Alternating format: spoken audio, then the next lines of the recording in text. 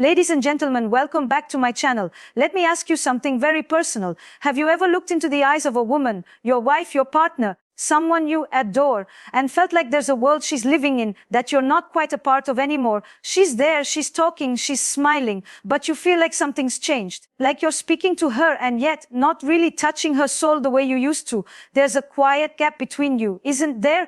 And you're wondering, what is she really thinking? What is she not saying? What does she want me to understand that I keep missing? Men, I want to tell you something. Women don't always crave answers, but they are moved, deeply moved, by the right questions. Not the kind you ask out of duty or to fix something, but the kind that makes her feel seen, the kind that makes her heart skip, her mind open, and her body lean in. In this video, I'm going to give you 7 questions. Not just any questions. These are doorways. They are invitations. They are the kind of questions that will drive a woman crazy in the best possible way, emotionally, romantically, intellectually. So take a breath, lean in, because if you're ready to unlock the part of her that even she forgets exists, you're exactly where you need to be. I'm so glad you're here, because this conversation, this one right here, has the power to change the way you love forever. You see, we live in a world where men are told to be strong, to be providers, to be problem solvers. You're taught to fix things, to protect, to deliver. But rarely, so rarely, are you taught how to truly connect, not in the deep, raw, magnetic way that makes a woman feel awakened, desired, known. You were given tools for survival, but not for intimacy. You were handed power, but not presence. And that's where the tension begins. Because a woman, especially the kind of woman who knows herself, who has felt life in her bones, she doesn't want a fixer. She doesn't need a hero. She wants a witness. A partner who's willing to see her, not just touch her. A man who asks the kind of questions that makes her feel like the most fascinating mystery on earth. And yes, I know what you're thinking, but Esther, I ask questions. I talk, I listen. And I believe you. But it's not just about asking. It's about how you ask when you ask. And whether you are truly ready to hear her, not just respond. So today I want to share with you 7 questions, not pickup lines, not hacks, but invitations. These are not questions for small talk. They are questions that open doors, that stir emotion, that invite her to lean in and feel something real. And when a woman feels something, that's when everything begins to change. Let's begin with the first one. It's simple. But it's one most men never ask, because they're too busy trying to be right. The first question is, what do you wish I understood about you, but I keep missing? Let that sink in. Because every woman has that one thing, that one layer she keeps trying to show you with her tone, her silence, her gestures, her distance. Maybe she's told you 100 different ways, or maybe she's given up trying to explain it. But this question, this one says, I know I've missed you, but I want to try again. And that is sexy, that is disarming, because it's not defensive. It's not, tell me what I did wrong. It's, help me see the part of you I keep walking past. And when she answers, don't interrupt, don't correct her, don't even explain. Just sit in it. Let her feel what it's like to be fully heard. You'll be amazed how much closer she'll move toward you when she feels she doesn't have to fight for your attention. Now, let's move deeper. The second question is the one that bypasses the routine, the checklist, the autopilot of life. It's this: what part of your life do you feel no one really gets, but you wish they did? I want you to picture this. You're sitting across from her. Maybe you're sharing dinner or watching her get ready or walking side by side after a long day. And you ask this, not because you want to fix it, but because you genuinely want to understand the thing that makes her feel alone even when she's surrounded. Maybe it's the pressure she feels as a mother. Maybe it's her career. Maybe it's how she feels about her body or how her mind is constantly racing. It could be something she's never dared to put into words. But when you ask this, you are no longer just her boyfriend or her husband. You become her mirror, her confidant, her emotional refuge. This is where desire lives, not in the physical alone, but in the emotional space where she feels safe to be wild. That's when a woman stops performing and starts unfolding. But let's pause here for a moment, because I know how hard this can be, for men especially. You weren't taught to sit in someone else's vulnerability. You were taught to move past it, to say, it'll be okay.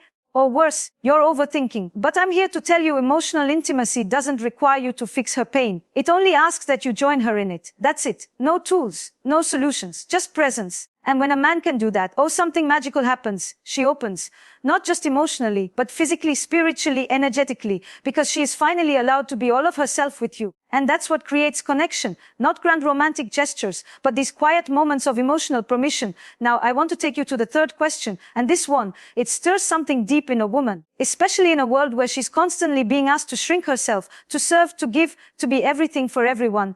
The third question is, what part of yourself have you silenced that you wish you could bring back?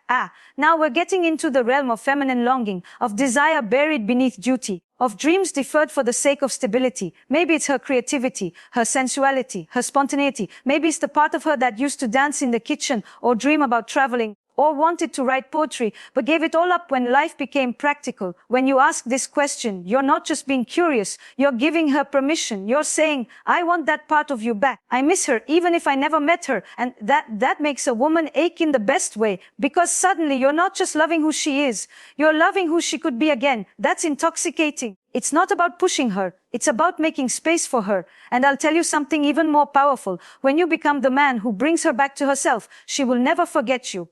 Never. Because you didn't just want her body, you wanted her essence. And that is rare, that is sacred. So now we've explored these 3 questions, and already the energy is shifting. Can you feel it? This isn't manipulation. It's not strategy. It's a return to the kind of relating that is honest, curious, and yes, erotic. Because there is nothing more erotic than being truly seen, not as a role, not as a person. And you, my dear men, are entirely capable of creating this kind of connection, not by trying harder, but by softening, by listening, by entering the spaces most people avoid. And when you do that, you become unforgettable. Let's take a breath together, just a soft inhale, because where we're going next is not just about emotional resonance, it's about stirring something tender, even primal. You see, most women are not starved for affection. They're starved for attention, the kind of attention that comes with awareness, with stillness, with curiosity. She wants to feel like you don't just look at her, but you see her, all of her, not just the part she shows the world, but the parts she's buried deep, hoping someone would come find them. And that brings us to the 4th question. It's a question that brings her into her sensual self, into her desire, into her body. It's one that most men are afraid to ask because it reveals their own longing, their own uncertainty. But trust me when I say this question opens more doors than any compliment ever could. Here it is. What makes you feel most wanted by me? Not loved, not appreciated, wanted. Because for many women, being loved is safe. Being wanted is dangerous but thrilling. It's the difference between comfort and electricity, between predictability and passion. When you ask this question, what you're really saying is, tell me how you want to be desired. Help me see the map to your fire. Some women will surprise you with their answer. It won't always be about sex. Sometimes it's about how you look at her when she's not speaking.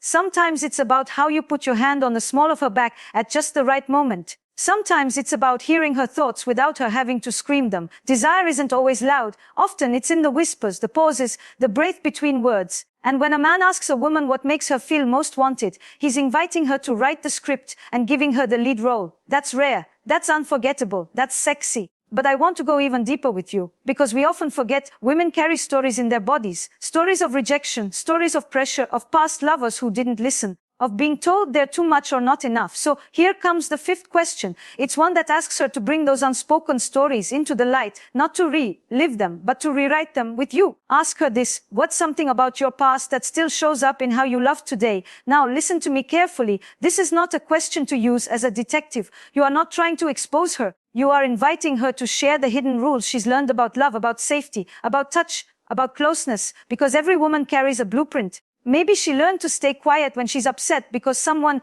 once told her she was too emotional. Maybe she pulls away when she's overwhelmed because someone used closeness as a weapon. Maybe she feels the need to always be useful in a relationship to feel worthy. When she shares these things, don't pity her. Don't rush in to fix it. Instead, witness it. Because when she lets you into those hidden rooms of her past, she's not just trusting you, she's surrendering, not in weakness but in strength. She's saying, this is where I was broken, but maybe with you, I don't have to pretend I'm whole all the time. That's intimacy, not perfection, but permission. And men, when you hold space for that, when you let her speak about her shadows and her strength in the same breath, you become more than a partner. You become a sanctuary. Let's not pretend this is easy. It's not. These kinds of questions require courage. Not just from her, but from you. Because you may hear things that stir your own discomfort, your own wounds. You may feel vulnerable, but that's the point. Because vulnerability is not weakness. Vulnerability is erotic. It's the bridge between two people who are tired of pretending and ready to be. Let me share something with you I've seen over and over again in couples I work with. The men who ignite the deepest passion in their partners are not the richest, the fittest, or the most charming. They are the men who are not afraid to be moved, who can say, tell me what shaped you,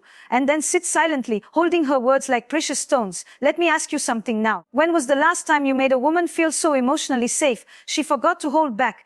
Think about that, because in a world where women are taught to guard themselves, the man who becomes the exception is the one she remembers and desires. Now, I want to circle back to something essential. The reason these questions work is not because they're clever. It's because they open space. Most men fill space with action. They want to do. But women come alive in the space you create. Space to feel, to unfold, to reveal without being rushed. So when you ask these questions, don't rush her response. Don't wait for the right answer. Let her explore. Let her think aloud. Let her surprise herself. Because that's where connection is born, in the unscripted moment. Now, one of the most heartbreaking things I hear from women is this: I don't feel chosen anymore. Maybe she knows you love her. But love without choice begins to feel like obligation. She wants to know she is still your favorite, your fascination. Not out of guilt, not out of responsibility, but because every day you still choose her. So here comes the sixth question, and it's one that revives everything: romance, respect, and sensual magnetism. Ask her, what's something I used to do that made you feel special, that you miss? It may sound simple, but this one cuts straight to the heart, because in the beginning, we're all attentive, curious, we listen with our whole body, we flirt without trying, we touch without reason. But over time, routine replaces ritual, and she notices, she remembers, and sometimes she quietly mourns.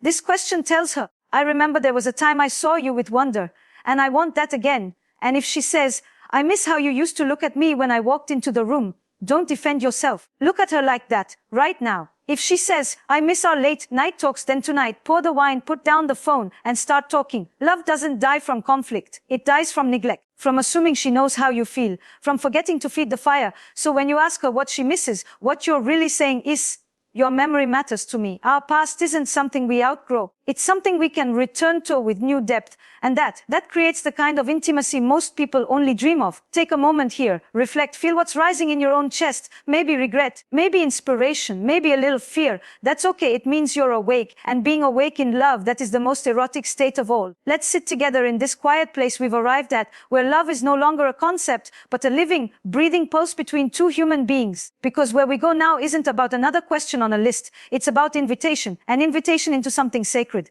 Something raw, something most men never dare touch, not because they don't want to, but because no one ever showed them how. And yet you're still here. You've listened. You've stayed present. You've allowed yourself to enter spaces that don't always have a clear exit or an easy solution. That makes you different. That makes you dangerous in the most beautiful way, because most men seek control. You're learning to seek connection. So here we are, the seventh and final question, and it is, without a doubt, the most powerful. What are you afraid to tell me? Because you think I'll love you less? Let that echo in your bones for a moment. Because this is the gateway. This is where real love lives. In the places she hides. In the places where she fears that if she shows you, if she says too much, cries too hard, wants too deeply, reveals too many bruises, you'll walk away. Maybe not with your feet, but with your presence, with your warmth, with your admiration. And every woman has that place, that edge, that inner room filled with dust and doubt and dreams too fragile to speak. The parts of her that even she judges. Maybe it's how she feels about aging. Maybe it's shame. Maybe it's desire she's never expressed. Maybe it's that secret she's carried for 10 years and never dared to bring into the light. When you ask this question, what you're saying is, I don't just want your smile. I want your shadows. Not to use them, not to fix them, not even to understand them right away, but to honor them. Because when a woman tells you the thing she thinks might make her unlovable, and you stay, something transforms.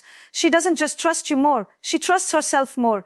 And that, my dear men, is the most generous gift you can give a woman, the safety to be fully seen and still chosen. But this is where I must pause and say something important. Do not ask this question if you are not ready to hold what she may offer. This is not a game. This is not a trick. This is holy ground. You must come without armor, without agenda, just presence, just breath, just readiness to listen, to feel, to soften. And if she says, I'm afraid you'll see me differently, don't rush to reassure. Just be there. Let her know with your eyes, your silence, your stillness, that you are not leaving. That's all. Because love at its core is not about what we feel. It's about how deeply we're willing to stay when feeling gets hard. Love is not a place you go. It's a place you build with your attention, your presence, your willingness to hear what's been unspoken. And when a woman experiences that, she begins to open in ways you've never imagined. Her body softens, her voice slows, her laughter becomes deeper, her desire becomes playful, because she no longer has to protect herself from you. You've become the place she runs to, not from. This is where emotional intimacy becomes erotic. Yes, erotic, because when a woman feels emotionally free, her sensuality returns, not as a duty, not as a performance, but as an overflow, an offering, a delight, not because she has to, but because she wants to.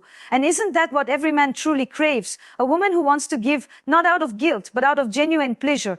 That doesn't begin in the bedroom. It begins in the way you hold her truths when she risks giving them to you. So here you are holding 7 keys, not tricks, not tactics, but keys to unlock a woman, not as an object to be understood, but as a mystery to be met, not solved met. And what you may find is that these questions don't just change her, they begin to change you. Because something sacred happens when a man drops his role and steps into relationship as a whole human being. He no longer sees her emotions as too much. He sees them as invitation. He no longer views her silence as a problem to fix, but a place to sit beside. He no longer fears her desire for depth because he has tasted his own. This is not about being a nice guy. This is not about being emotionally needy. This is about being fully available. A man who is willing to sit in the fire of real love and say, I'm not here to win. I'm here to witness. And when you live like that, when you love like that, everything changes. She leans in more. She trusts deeper. She gives more of herself. Not because you asked her to, but because you've become the kind of man who can hold all of her. Not just the sexy, not just the sweet, but the scared, the sacred, the silent.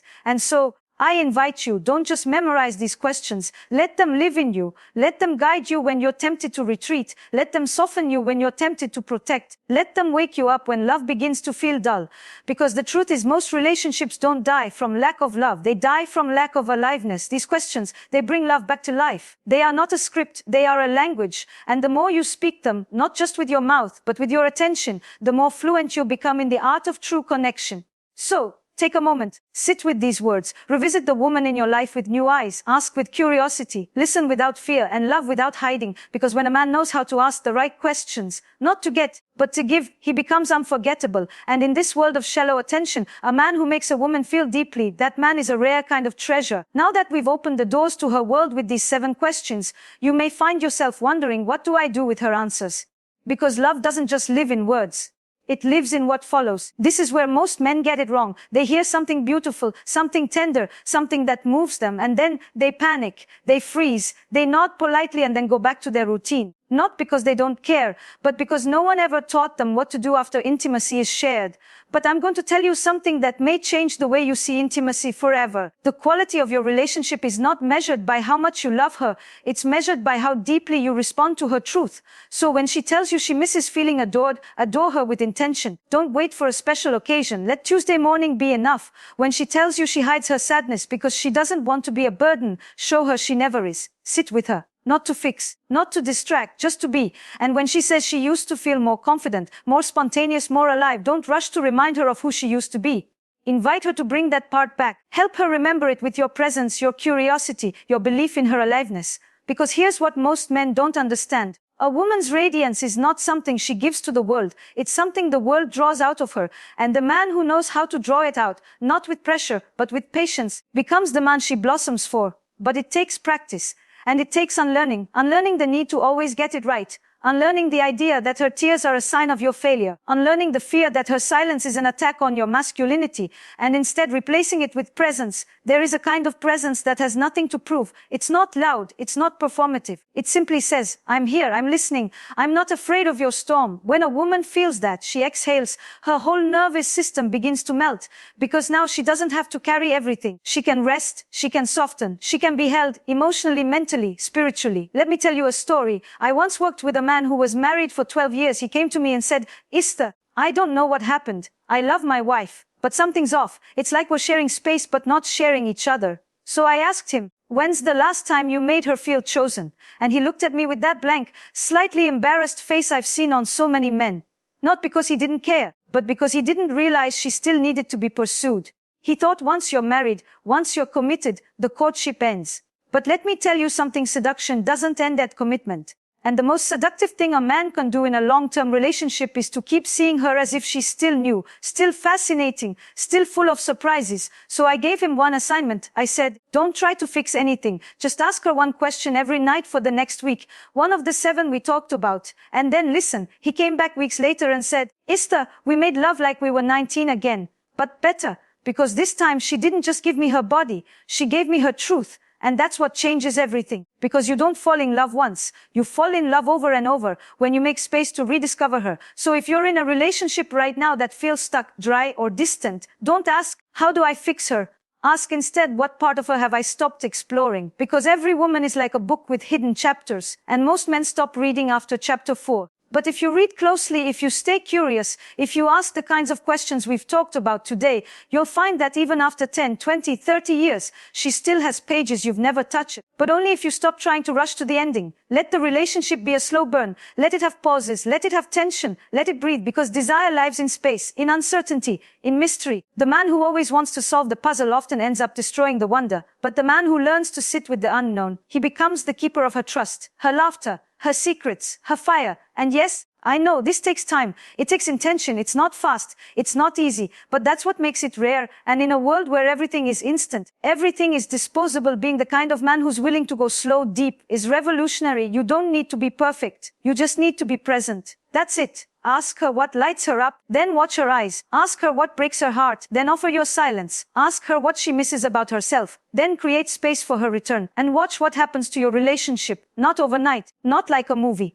but in the quiet way that two souls rediscover each other, word by word, question by question, glance by glance. And that kind of love, it doesn't just drive her crazy. It anchors her. It awakens her. It makes her want you, not because she needs to, but because her whole being feels drawn to you. And that, my friend, is the beginning of everything. And so, we arrive here at the edge of something deep and maybe unfamiliar, a space where connection no longer feels like a transaction, but a transformation. You've walked with me through 7 powerful questions. But this journey has never been about the words. It's always been about the presence behind them, the man behind the question, the way your eyes soften when you ask, the way your voice slows down, the way your shoulders drop, not because you're weak, but because you've stopped performing. And that's what women crave more than anything else, not the performance, but the presence. Because a woman can feel when your attention is divided, when you're hearing her words but not receiving them, when your body is there but your mind is strategizing, fixing, deflecting, protecting. She notices the delay between what she says and how long it takes your eyes to truly register it.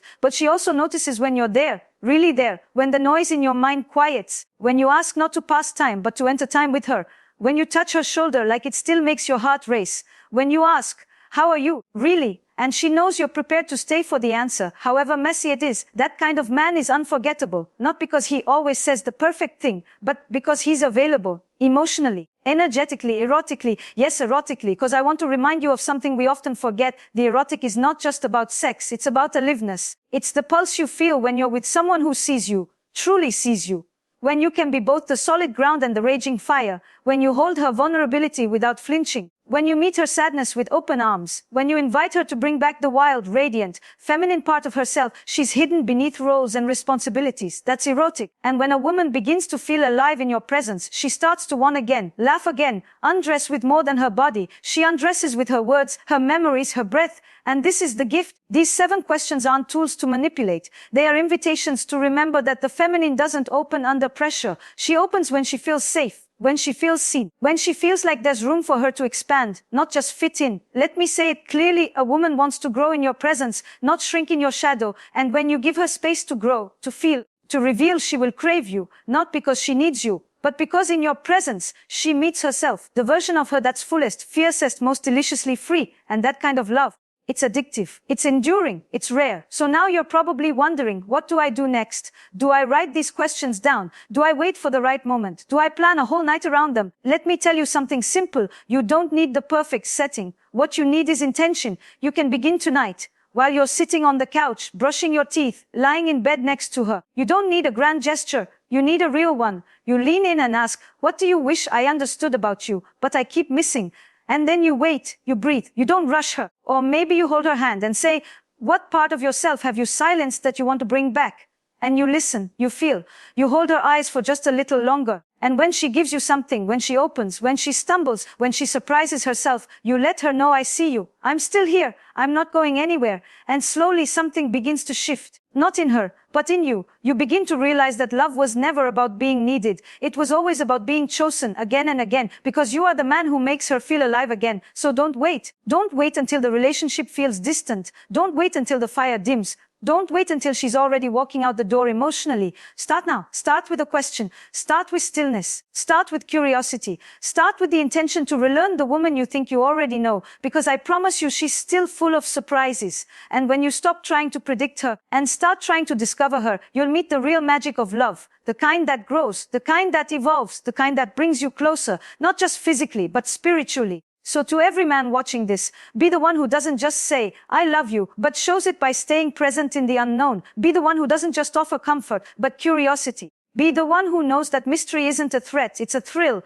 And most of all, be the one who knows that the most seductive thing you can ever do is listen, really listen, because in a world full of noise, the man who listens with his whole heart will always be remembered, not just by her, but by the deepest parts of himself. Thank you for watching. If this video moved you, if something in you feels awakened or seen, share it with your partner, with your friends, with yourself. And if you'd like more conversations like this, real, raw, sensual, deeply human, go ahead and like, comment, and subscribe. This channel is for those who are ready to love with more depth, more courage, and more pleasure. Here's to asking better questions and receiving more beautiful answers. Because love, real love, begins with presence.